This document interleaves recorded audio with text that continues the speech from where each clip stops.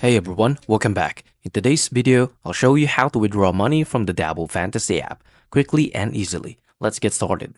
Step 1 is to open the Dabble app and launch the Dabble app on your device. Tap on Settings icon into the top right corner of your screen. 2 is to add your bank account. This is just for the first-time users only. If this is your first withdrawal, tap on Add New Bank Account.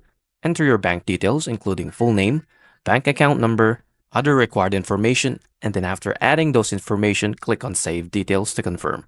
Step 3 is to initiate the withdrawal.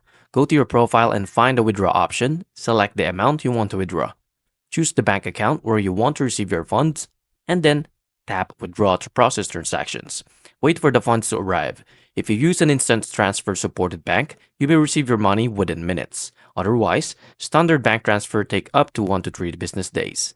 And that's how you can withdraw money from Dabble in just a few simple steps. I really hope this helped. If it did, please like and subscribe and I'll see you into the next one. Thank you for watching.